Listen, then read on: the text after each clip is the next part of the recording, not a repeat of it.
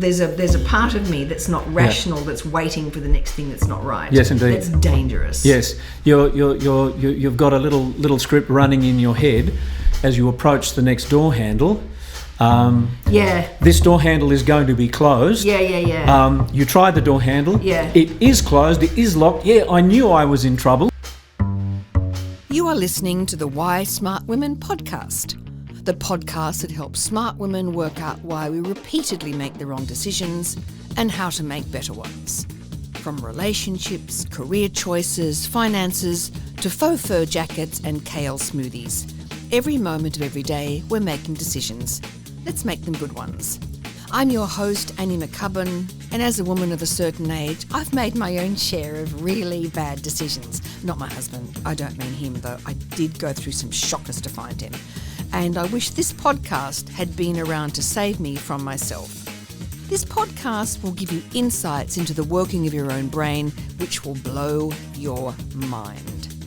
I acknowledge the traditional owners of the land on which I'm recording, and you are listening on this day. Always was, always will be, Aboriginal land. So welcome back to this week's bonus episode of the Wise Smart Women podcast, where I get to talk to David about pretty much whatever we like, generally about relationships and things that contribute to them, the good and the bad. So, hello. Hello there. Hello. So I just wanted to talk about what happened to me when I went to the neurologist. Oh. Yeah. So here's the thing. Why did you go to the neurologist? Well, I am a migraine sufferer. And for anybody else out there who is a migraine sufferer, I'm really sorry because it's terrible. Yes. Anyway, so when I get migraines, I get, I can't see. I get visual disturbance. I can't see properly. I lose language to some degree, don't I? Yes, you do.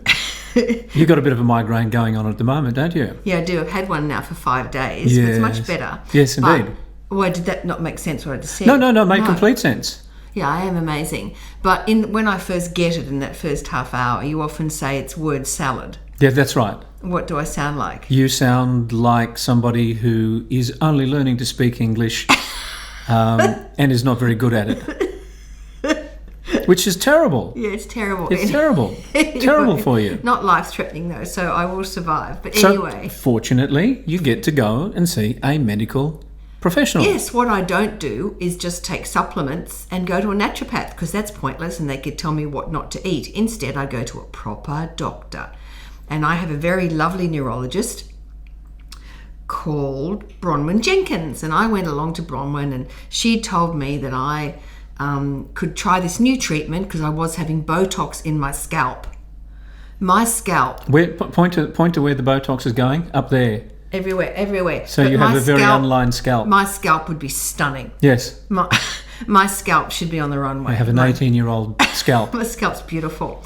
Anyway, she said, have this new treatment. So How does Botox help with migraines? I don't know. You don't know? What am I, a neurologist?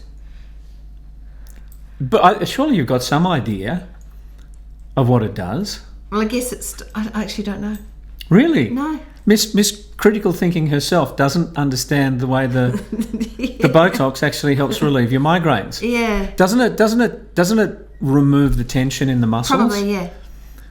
That sounds right. Yeah, because I have got a migraine. That's right. That's all right. Yeah, exactly. Yeah, so I can't remember everything, but that's what it does. Yeah, I think so. I think it releases muscles. Yeah. So in your forehead you don't get lines. Yeah. In your back of your scalp, you're less likely to get a migraine. Yeah, and so they put them in the shoulders. It's a disgusting thing, but anybody who gets migraines and they're intractable, I can highly recommend it. Anyway, there's a new treatment out called what's it called? Here it is, Ajovy, which is an injection that you can have once a month, which apparently is more efficacious. But here's the thing. So I go to the neurologist, it's in the morning, and then I leave the neurologist and I go to the lift. And I had noticed that the lift, when I'd gone up, that one of them wasn't working properly. Now, the other thing that I have going on is I am quite claustrophobic. I've attempted to deal with it, but there's still definitely vestiges of it there, even though I live in a building with a lift. But I like that lift You know that lift. You're comfortable with that lift. I like the lift. But you noticed that one of the lifts was out of. Was out. So I thought, I'm not going to get in one of these lifts. That's a bit of availability bias, isn't it? You know, there's a broken lift. Yeah. So you really noticed that. Yeah. And then you thought that represented a greater threat to your vertical travel. So you decided that you're not going to get in a lift. I wasn't going to get in a lift. Even though the other one was working. Yeah, but anyway, maybe it was like a lift virus. Maybe it was going to spread from one lift to the other. So I didn't get in the lift. You never know. And which is the worst thing you can do, because as we know, when you're dealing with Is that a phobia? Yeah, I'm phobic. So the worst thing you can do when dealing with a phobia is to avoid it, because that's experiential avoidance and it only gets worse. When I first went to see a psychologist about it, she made me ride up and down in the lift. Anyway. And did that help? Sure. That's like exposure therapy. It's exposure. You just got and it did help. It did help. You've got to be exposed to the thing that frightens you, and then your brain stops triggering. It stops triggering the brain that you're in danger. And that's just such a big reminder of how mammalian we are. Because I just noticed who's just appeared down here. Yo-yo. Hello, Yo-Yo. Oh, Yo-Yo, look at her. Put her against your white shirt. There we go. Otherwise, she's invisible. Yeah. Lovely dog. In the building that we currently live in, there's a moving travelator, like not an escalator with stairs, but a travelator. And the first time that Yo-Yo came across the travelator, she was terrified. Well, she's like, "What is this? Why is the floor moving?" Exactly. I don't blame her. She didn't like it, and she didn't want to get on it. Yeah. She's avoidant. Avoidant, yeah. She's absolutely dripping with experiential avoidance. But when we just said, okay, Yo-Yo, come on, nice firm lead, she gets onto the travelator, she discovered that it was okay. And now she's fine with it. She's fine with it. She hops on with alacrity and enthusiasm. Anyway, back to my story. But I'm saying, like your brain and Yo-Yo's brain. My brain is very, very similar, Yo-Yo and I. Yes. We're actually very, very similar in a lot of ways. What if I was to put a leash on you and make you get into the lift? That would probably be criminal. Yeah, criminal and really super weird. I'm not that interested in doing it. Anyway, back to this. So I thought, I'm not going to get in the lift. What I'm going to do is take the stairwell. Now, this is Friday morning, just remembering. I thought I'll take the stairwell instead. So I open the door to the stairwell, and then I look at the lock on the door, and I think, what if, though, when I shut that, I can't open it again? And I thought, so I went through this whole thing about, should I chock the door to the stairwell with my bag? But then I thought, it says do not chock open fire escape doors, and I'm quite compliant, and in a good way in that regard. In a very good way. So I thought, don't do that. Just, it'll be fine. So then I go in through the door, I close it, I try and open it again, and I can actually feel it now, just the feeling of it, and it locked on the floor, and I made this noise like that. And I looked around me, and I'm stuck in what in my brain had become a concrete bunker. Right, immediately. A safety stairwell. Yeah, became a concrete bunker. Okay, yep. I can't stand not being able to see out. If it had a window, would have been a bit better, but not totally better, because I could have waved to people saying I'm in danger. Anyway, so then I'm in there. Then I run, and I'm breathing up already, immediately breathing high in my chest. You started running immediately? Immediately. Ran down. So you did actually go down the stairs? Yeah, down the stairs to the next floor. Which is what you were intending to do? Yeah. But I was like on the third floor. So I went down to the next floor, tried the door, locked. And then that really started triggering this thought process that I'm in a concrete bunker. It's Friday, right? Yep. And there's probably no phone signal in here, and nobody will know where I am, and I haven't got any water on me, and I'm probably going to get, that's how my brain does. It's catastrophizing, it's classic. And I'm probably going to get stuck in here. For the weekend. Okay. And then nobody would know where I was. And then I do this. Can I just check? Sure. At the moment, you're at the second floor. Yeah. So if you actually got through that door, you'd still have to get into one of the dangerous lifts. Yeah, correct. But I would have been fine then. I would have done that. You would have been. Oh, you would have done that now. Oh yeah, at this point, I would rather be in the lift. The lesser of two evils. Yeah. So then What about going down one more flight? So I went down one more flight, try the door, and it's nothing. It's locked. So then I go down one more floor, and at this point, I'm whimpering quietly. I'm not exaggerating to myself, going, "Oh my God, I'm stuck. David," like that. I actually say your name. It's so lame. I'm sorry I didn't hear you. I get down to the bottom floor because I'm quite an independent person, aren't I? Yes, I get on you are. with my life. I've got a lot of autonomy. Yes, you do. I become pathetic. Anyway, I get down to the bottom floor. I try and open the bottom door and it's locked. I'm like, and then it really starts. Was that the last door? That was the very last door. It was the last door. And then I begin really panicking. Right. Like I look around, it's the concrete bunker. The narrative just escalates. I'm stuck. I'm going to be in here. Nobody will know where I am. And then I notice there's another door at that level. So I run to that, pull it, and it opens. And I'm telling you, I ran out. I was like Harrison Ford escaping in The Fugitive. No. I was like Harrison Ford in Raiders of the Lost Ark. Yes. Right. Having escaped some sort of, crocodile infested, environment, with everything, with buildings collapsing. A booby-trapped maze. The whole thing. So I escaped, and as I walked out, this man was walking in at the same time. Walking into the fire escape? Yes. Walking into the bunker? Well, how was he going to get out? That's my question. Maybe he was hiding. Yeah, and he walked in from the street, right. Into this door, and then I looked at him, and my breathing was I was sweating because I immediately sweat when I go into fight flight. I'm sweating, and my heart rate is just through the roof. Like I've really gone into full. I'm either going to have to flee from this, fight, flight, or freeze. I do a lot of flee. I think I don't do much freeze. I don't do much flight. No, I do. I don't do much freeze. I don't do much. What's the other thing? Fight. Yeah. I just what are you going to fight? Yeah, what am I going to fight? You could have banged on the door. Yeah, would have. Yeah. Anyway, and then I look at him. He looks at me and says, "Good morning," not knowing how I was. I had how insensitive of him. Outrageous. Of all the things he could have said. And then, of course, what it did was it then it really tripped up the migraine that I already had because of all that. So then I had that. And so then I looked at him and I thought, he must be wondering what in God's name is wrong with me, because I was in such a state of sort of disrepair and internal arousement. Yes. And then I got into the car and my heart's going boom, boom, boom, boom, boom, boom, boom, boom. Really unnecessary.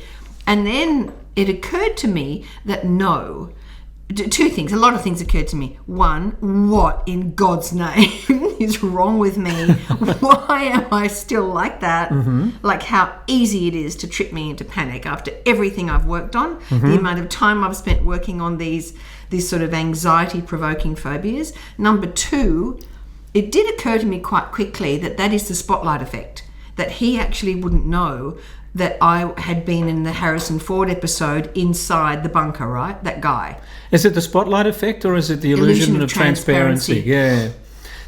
So you're in a highly aroused state, agitated state, and you think that everybody who encounters you knows it, is going to know that. And that's such an interesting thing, isn't it? Because so much we're so internally aware of every heartbeat, every emotional thrum, that it's just so difficult to imagine that other people don't know it. But they don't, and that's what happens in relationships. You go, you've got to know how cranky I am about that. No, you don't, unless I tell you. It's the illusion of transparency. It's really interesting. Yes, indeed. Yeah, and certainly the illusion of transparency creates an enormous amount of drama in relationships. Stop jiggling your leg. Sorry. It's all right. I didn't notice I was jiggling my leg. Because you're ADHD. You're jiggling it all the time. It's really annoying on the couch. Go on. At night when we're watching television. It's really annoying. Go on. Okay. Go on. Do go on. I think I was talking about the illusion of transparency. Stop it. You're doing it again. Go on. Yes, you were. It's actually accurate, and I had it.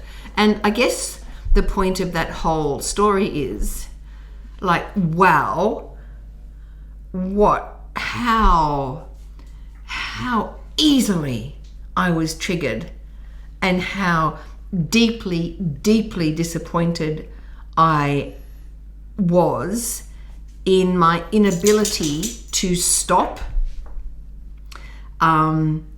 watch my mental process, so watch the thoughts, put my feet on the ground, take a breath, slow the process down, and then maybe use my critical thinking to examine the veracity of the fear that I was going to be stuck in there all weekend. I mean, you've told us sort of a very personal story there, and quite an intimate and psychologically detailed story of what was going on in your mind, and then the response that took in your body. But it's funny. I'm actually noticing that in the landscape of many of the senior executives that we're working with at the moment, and even though it's not as concrete, literally as concrete, as getting stuck in the bunker, and having that really discombobulated experience of not thinking straight, and also thinking that the gentleman who insensitively greeted you with a simple good morning, thinking that he should have been able to see, or that he was able to see just how... and the humiliation with and that. how humiliated you feel. I actually reckon that there's a really strong corporate version of that. Yeah, what is that? Well, I'm sure there is, because they're just humans wherever we go, right? That's right. With our own little set of psychology and physiology, right? I mean, if we look at the corporate environment at the moment, there are so many things that are destabilising the status quo. I guess, we have to look no further than AI and how that is going to transform the way that so many jobs are done, and how many functions that take big data and sift through it and identify the insights. And we can see applications, really constructive applications of artificial intelligence in marketing, in product development. Could AI have helped me in the bunker? I could have actually... No, but see, it was the no signal. I could have said, how do I get out of here? And it would have said, go to the bottom floor and open the door. Well, I mean, what actually I think was happening to you in that moment, here we go, I'm in danger of mansplaining at the moment. When you were in that situation and you had an emotional response, I'm in danger, right? I'm going to be stuck in the bunker all weekend. Your capacity to think clearly and methodically and systematically seemed to elude you at that particular 100%, moment. 100%. In the middle of that emotional hijacking, my critical thinking skills went completely out the window. I became like some sort of cornered squirrel. Yep. Cornered squirrel. I was a cornered squirrel in the bunker. Yes. So if you look at that, like we would like to think that we could rely on our prefrontal cortex, our critical thinking skills, to help us to escape from a situation, or just to think, and to your point about executive, to think through a situation that requires composure. Right, you would think, right, and you need that critical thinking skills, but when your brain is hijacked. So if we go back to the stairwell, if you hadn't been triggered, destabilized by the anxiety that you're going to be locked in there all weekend, that you were, going to have to find a place to go to the toilet in the corner, and okay. I hadn't even got to the toilet. Okay, all right. So in that moment, I had myself dying of thirst. Oh, you did? Oh, yeah. Oh, you had that. Okay. So in that moment when you were aroused, that was the best that your wonderful mind could do. Now, at this moment... And I know this crap. That's right. I know this stuff. Well, okay, you know the stuff. And also, if you were to find yourself in a stairwell on the 3rd floor, and you actually expected that the door was going to lock, what's the logical way to get out of the building? Go down to the bottom floor. Just go down to the bottom floor, and one of those doors will open. And you didn't do that because you got stuck at the 2nd floor as well, trying to get out there. Pulling at handles like I was in Severance. So I think that this is this is the common experience, and that is that when something destabilizes you, and let's think about what it is for a lot of people in business. Maybe they step into a new role, or maybe their CEO changes, or their immediate boss changes, and they have to report to somebody else. Maybe there's a transformation going on. Maybe there's a whole lot of talk in the business about how we're actually going to use AI in order to, work with all the data that we've got in order to create the best products and services, et cetera, et cetera. So, this destabilisation can appear in many, many ways. Now, in those moments, it's not enough just to go to, okay, I have to think critically, because the brain, when you're in fight or flight, may just be incapable of making that leap. 100% incapable. So the thing to do in those moments is to draw on your capacity to self-stabilise, to, notice that your heart rate has increased, that your mind is quickening, and even to notice that your mind is not giving you good answers to the questions that are in front of you. So what is the bias? What had happened to me? I'm just trying to think of... I think what you've done is you've identified what happens when people catastrophise. Okay? Yeah. And when people catastrophise, it's like it's a hyperbolic response to a situation. I'm behind a closed door and I'm trapped and I'm going to be here all weekend, is to catastrophise. Yeah, it's catastrophic thinking, and it's... Just trying to think. And isn't there a part of the brain that then reinforces the catastrophic thinking? So this is really bad. I notice myself getting upset and agitated. Why am I upset and agitated? Because something really bad has happened. Yeah. So there's that circular logic that actually sends you into, a high state of anxiety, even though it doesn't serve you. Oh, it doesn't serve, and I'm telling you, it just exacerbated the migraine so badly. You keep talking while I just look up. If I'm feeling panicked, there must be a reason to feel panicked. That's right. And then you re-trigger yourself. It's possible that I might be stuck here all weekend. Yeah. So let's imagine a quieter, and look, put that into a business setting. Go on. Put that into a business setting, and I do think that this is relevant, and it's worth tracking this through, because I do think that most people who are in public business roles would not like to let anybody know that they are destabilised by things that are going on in their environment. But they are. So let's imagine that inflation is going in the wrong direction. It's going in the right direction at the moment, it would seem. Knock on wood, that may not last. But if your core products and services are not selling at the moment because of the cost of living crisis, that could send you into a panic. Now, there may be solutions that you could take. Yeah. And so, yes, indeed, you're going to have to get to the problem solving, the innovation part of the process. But to expect yourself to get there immediately before you've self-stabilised, before you've, exactly. Quiet. You're putting the cart before the horse. You are putting the cart before the horse. So what it is, I think what we're looking at with catastrophizing, and anybody who has a tendency towards anxiety will definitely have an experience of catastrophizing. And catastrophizing is a cognitive distortion. It's a thinking error, which can lead to inaccurate perceptions of reality and illogical inferences. So I think that's right. And generally, I've noticed with myself that once I am aroused, or once my brain is in a sort of a hypervigilant state, which it had been provoked, then everything that came into my environment was potentially dangerous. Yes. So I got a message from a doctor saying I had to redo a urine test.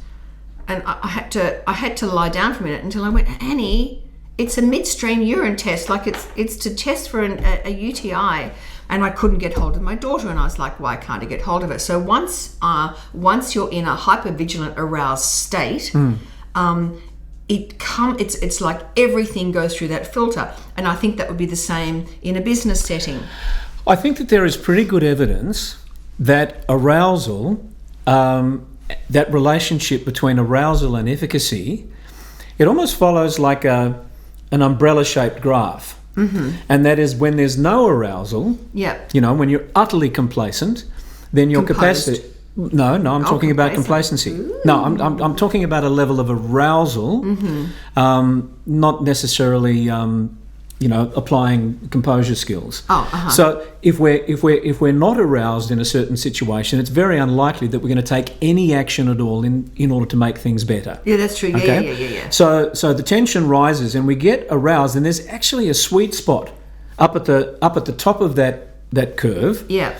Where a certain amount of arousal combined with the capacity to be able to compose yourself so that you can think clearly, read the room, see what you're dealing with, come up with a solution to make things better. There's a certain zone at which a level of arousal makes you operate at a higher level. Another word for stress. So this whole notion of you've got to live a life of no stress is, of course, absolute bullshit, because, of course, you need to have stress because you need arousal, because otherwise you're not going to do anything. That's exactly right. You're not going to take any action. And I think for somebody who is a business leader to be already, something goes wrong in the day, the arousal goes up, that's gone wrong. And then I think you can almost get into it would be quite easy to get into some magical thinking, which is today it's all going wrong. It's going to be a bad day. Today is going to be a bad day. Yeah. This happened. My EA didn't arrive. Yeah. Now I don't know what I'm doing. Yeah. They've asked me to go up and talk to the board. Yes. That's not going to go well. The numbers were down, and then the whole thing just escalates, and you start looking at everything. And we all do this. I try really hard not to do it. Yes. I try really, really super hard not to go. Just because this happened at 8 o'clock doesn't mean this is going to happen for the rest of the day. Yes. And I really, that is one thing that I work on, because I'm like, no, it is not significant. That's magical thinking, that I'm now in for a good day or I'm in for a bad day. Yes. It's just a moment. So you're saying we should be going moment by moment through the things that are important. Yeah, that's right. So, but the unfortunate thing about that, the physiological elevation that comes with that sort of catastrophizing is you're waiting. There's a part of me that's not rational, that's waiting for the next thing that's not right. Yes, indeed. That's dangerous. Yes, you've got a little script running in your head as you approach the next door handle. This door handle is going to be closed. You tried the door handle. It is closed. It is locked. I knew I was in trouble. I knew it. So it starts to compound. And I guess for so many of us, we are in. I'm not a stupid person. I've done a fair amount of analysis on critical thinking, and yet. Well, it's my, I'm washing around. It's my milieu, really, isn't it? Critical thinking. But I found myself in the stairwell, and I wonder how many people find themselves metaphorically in the stairwell. Yep. Yeah. I mean, it doesn't surprise me that even though this is your milieu, you are still subject to things sometimes blindsiding you and having those uncomfortable experiences. I mean, they say that we teach best what we most need to learn. Oh, I hate that bullshit. I know you hate that. Oh, that is such bullshit. Organised by who? The universe? No, not organised. No, just cause and effect. Oh, it's never. Yeah, well, it is, because you have that experience. Yeah. And you have a very, you have a really kind of visceral, recallable. You can recall what happened very, very clearly. Yeah. So that means that you can actually talk about. Yeah, but it's not like. You teach what you best need to learn. They always say that about acting teachers. And I don't think, like you... I think about my acting teachers. They weren't great actors. Oh, really? No. But most of them dead now. Are you able to say that with some... Are you able to say that? No, they're not. A few of them are, but... a few of them have actually died. They have passed on. And I thank them very much for everything that they gave me. Yeah. But you are a very good actor. But they weren't necessarily really great actors. No, that's true. And look, I think, the fascination with any kind of developmental process, if you already know how to do it and you never get bothered by it, then it's hard for you to deconstruct it in a way that makes the mechanics of it accessible to other people. So that's what I think is your great strength, is that you are aware of this stuff that is going on. It is common to other people. Highly common. In different contexts. And to different degrees. Yeah. Right. And I think, as we know, which makes I must be a genius, that as your IQ goes up, so does the likelihood that you'll have any of these sort of... That's right. Cognitive issues. So, I mean, if I could talk to... I've got imagination. You've got imagination. I can write a book, I can create characters, I can create a catastrophe out of nothing. Okay. And it's almost like when it comes to competence, being able to do the job, it's a bit like the inverse Dunning-Kruger effect. Explain. Okay, well, the Dunning-Kruger effect is that some people are so stupid that they don't know how stupid they are. Yeah. So, they think they know it all, and they don't know that they don't know it all because they are not capable of understanding what it is that they don't know. Oh, yeah, that's true. Yeah. They don't know what they don't know, and they're not interested, and often that happens with people that are aware of what they don't know. Like, I'm highly aware of what I don't know and what I'm not capable of. Yep. And that's often the case with women. And then you might be that sort of woman, and she gets in the room with a chronic underperformer who's wildly confident. Yes. Right, wildly confident because they've got the Dunning-Kruger effect. They don't know that they're not amazing. They think they know everything and they don't. Yes. And then you're in the face of that sort of what's the word for it? So I look confident, but it's not bolstered by anything. It's like an empty confidence. Yeah. So that's the Dunning-Kruger effect. Right. When you're so dumb, you don't know how dumb you are relative to other people. Yeah. So, but the inverse of that, and this is something that I find quite common in people who are very intelligent and who are also very conscientious, when they know what they don't know, right? Or they know that there are other people who know much more about this and who have had much more experience of this than they do. Yeah. They are very uncomfortable taking a position that might suggest that they do know that stuff. Yeah, okay. What you're talking about here is the Dunning-Kruger effect juxtaposed against imposter syndrome. Yes. Go on. And look, it can get in the way of people's personal presence when it's important that they project a certain degree of competence around, say, the next role that they're going to take on. So I've done a number of engagements where I have worked with a CFO or a CTO or a COO who has been included in the succession plan. And so just take a CEO, they will have great experience in terms of finance, reading the market, all of that financial data and being able to synthesize that into meaning. They may not have the same experience when it comes to technology or people and leadership or risk and compliance. And when they are demonstrating to the board and to the chairman of the board that they've got what it takes to be the CEO, they can get very shaky when they step out of their area of acknowledged competence. But isn't that reasonable that they do that? It is reasonable that they do that, but just like you in the stairwell, sometimes people, when they are perfectly capable of expressing and describing their field for finance or operational risk or something that's outside of their formal capability, they get overly cautious. Got it. Particularly if they're high on conscientiousness. They internally do not want to be speaking bullshit. They internally don't want to be saying things that aren't true or real. So that's on the imposter syndrome. Then you might have someone else who's not aware of their lack of capability, but is incredibly confident. Yes. And then they just nail it because of as we know, the authority bias. Really influences people's brains. You might have somebody who's a chronic underperformer but very confident. Yes. Holds themselves well, right? Okay. And convinces everyone they know what they're doing, whereas the person that does know what they're doing is in the thrall of the imposter syndrome, correct? That's right. Yeah, interesting. That's right. So, I mean, I do think the way forward with this for somebody who does find themselves in the metaphorical lift well, they've been spooked, and their thinking isn't serving them in that particular moment, the place to go to is Composure skills, self-stabilisation skills. Better than I've managed to do. Well, you weren't expecting it at that time. But that's the thing. Being blindsided is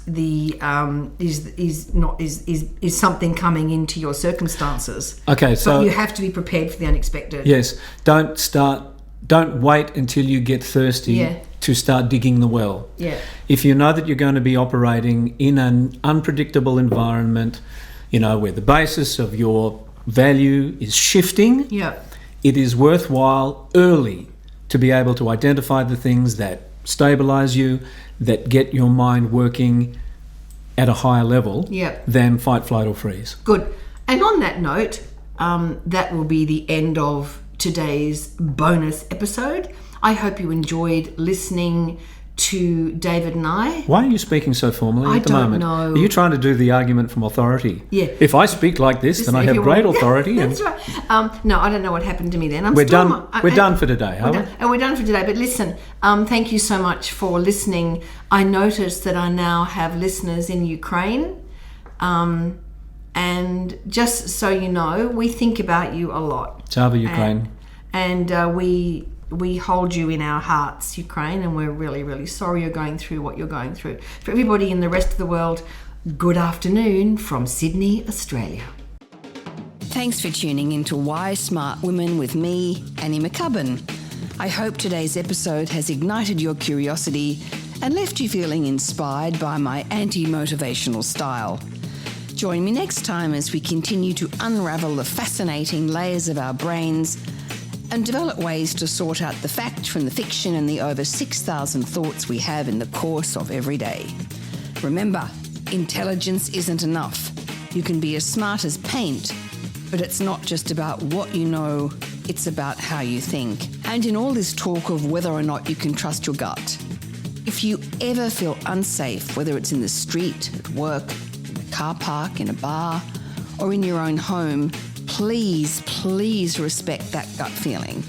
Staying safe needs to be our primary objective. We can build better lives, but we have to stay safe to do that. And don't forget to subscribe, rate and review the podcast and share it with your fellow smart women and allies. Together, we're hopefully reshaping the narrative around women and making better decisions. So until next time, stay sharp, stay savvy, and keep your critical thinking hat shiny. This is Annie McCubbin signing off from Why Smart Women. See you later. This episode was produced by Harrison Hess. It was executive produced and written by me, Annie McCubbin.